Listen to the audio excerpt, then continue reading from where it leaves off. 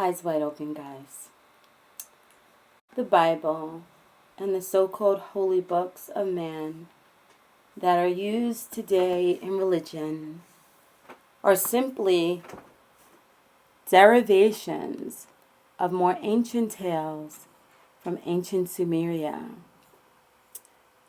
In ancient Sumeria, it tells us about the gods and how they created man in their laboratories. They mixed their genome with man, and how man began to worship them. The gods, it tells us, came down from the heavens, down to earth in their vehicles. In fact, they even chiseled on stone what those vehicles looked like, because the ancient Sumerians were witnesses to it. They were witnesses to the time when the gods walked the earth. Do you recall when the God of the Bible says that he would walk in the garden during the breezy time of the day? They hated the heat. Anyway, so these ancient tales, much older than the religious book, tell us the story, the fuller story.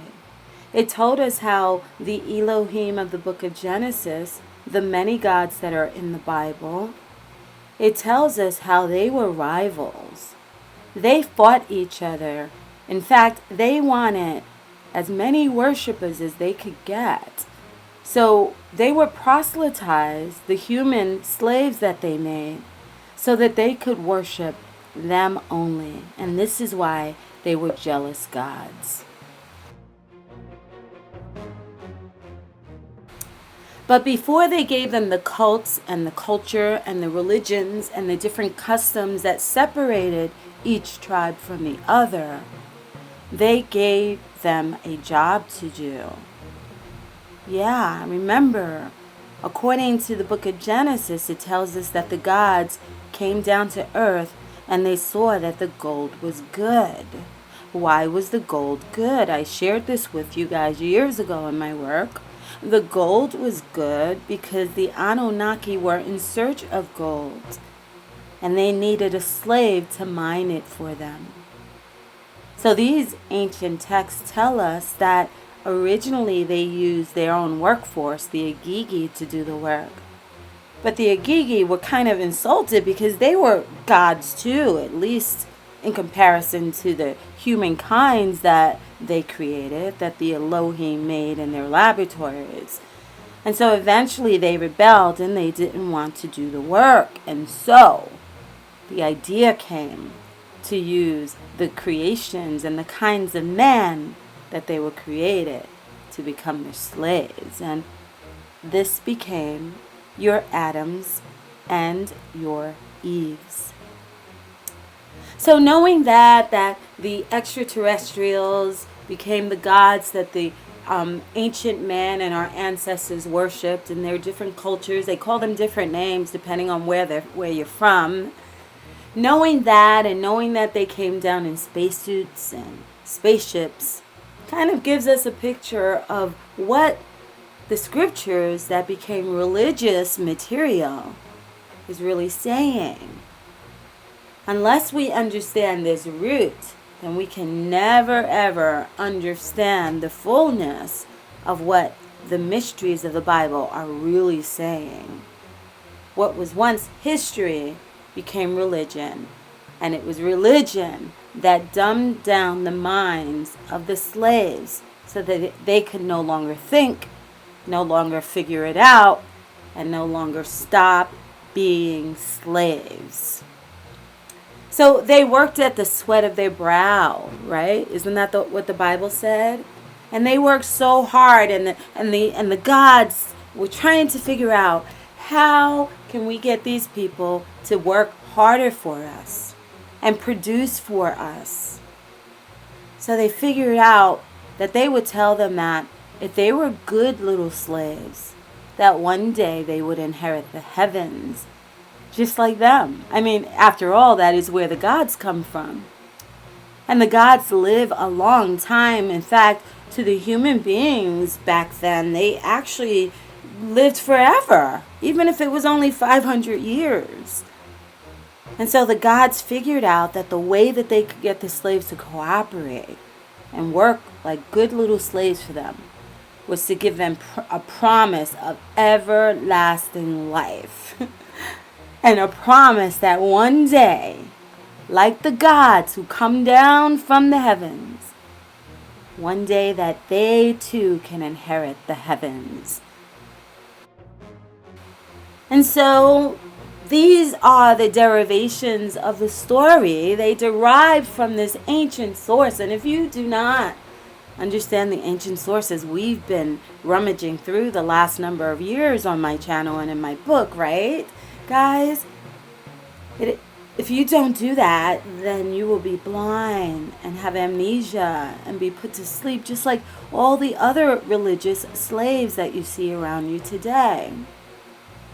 And so, because their eyes are blinded by the fact that they have turned historical information into a religious book, because of that, the very scriptures that they quote so often, they fail to fully grasp and understand. I mean, if you only knew how back then the gods fought each other, they had wars with one another. In fact, there were wars in heaven, and there were wars on earth between the gods. And because they were at battle and they were jealous and they wanted everyone to worship them and they wanted more people on their side, because of that, they had to have a global governance of the earth. You see, the gods back then, according to the ancient Sumerian historical text, it tells us that the gods were each given jobs to do. They were like, let's say they served terms, just like the president, right? President of the United States serves 4 years and 8 years the most, and after that he has to give up his title. Well, the same thing with the ancient Anunnaki and the gods that came down from heaven. They were given jobs to do and terms of service. And once their terms were up, they had to vacate. So one of the gods, his name was Enlil. He was given authority over the earth. That was his job for a term, for his age. And it tells us in these ancient texts that he was able to see everything that the people on earth were doing. He kept track of everything that they did, whether it was good or bad. He kept track of them. And by doing that, they were able to maintain control over the slaves because the slaves kept populating. They kept overpopulating and multiplying and multiplying. Sometimes they had to kill them off just because they were making so much noise. And so it tells us about this God who was given authority and a term of rule over the earth, how he saw everything. And the only reason that he was able to see everything and keep track of all the good and the bad people and give them promises if they obeyed the Torah. If they didn't, they'd go to hell, right? The only way he could promise them that, only way that he could do that and to see who was cooperating as a good little slave was to monitor everything that the human beings were doing on the earth. How did he do that? The ancient tales tells us that he had technology. In fact, it tells us that he used to go in his mountains and he used to survey the land and his spaceport and just see everything. I tell you these stories because there are so many scriptures that can only be understood in the context of these ancient tales, the context of these Elohim of Genesis that were actually aliens that came from the heavens down to earth, created mankind in their image and likeness with their genes, the 24 elders of the book of Revelations. The book of Revelations being the playbook of these gods, those who offered their genome to humankind. And so now, as we share some of the scriptures, your eyes are wide open because we have now pierced the veil of religious indoctrination and gotten down to the root of what is the facts of history. the historical scribing of events. And whether you believe them to be fantastical or not, they chiseled these images in stone that we even have today. And how would they have done that if they did not see it? And so we thank the scribes of ancient Sumer, because they have given us the vision and an eye into today's modern religions and why they exist, why this image is depicted on our money. Why is that image depicted on that money? Who is it? And so these source materials also tell us how there were secret societies that were set up so that they could carry on the secrets and pass it on only to the elite, not to you who practice it and worship and pray and give your energy like a battery in religion. This data and this information is not for you. You must remain dumbed down. But the elite, they kept the secrets. And so somehow the elite have been trying to let so many of us know through imagery and subliminal messages. And this is why this is everywhere. It's on your money. We call it the all-seeing eye, right? You will not know what the all-seeing eye if you do not go back. And that is Enlil. So the next time that you spend your money and you see that image on your bill and you see it in movies, you see it everywhere. Now you know why you see it. And now you will understand why that is the aim of the future. In fact, it's happening all around us already. As I'm looking at my computer, it's tracking me now. My phone is tracking me as well, and so is yours. Enlil is everywhere. And whatever religion or practice you do, there is a specific God assigned to that. That is why it is called a cult or a culture.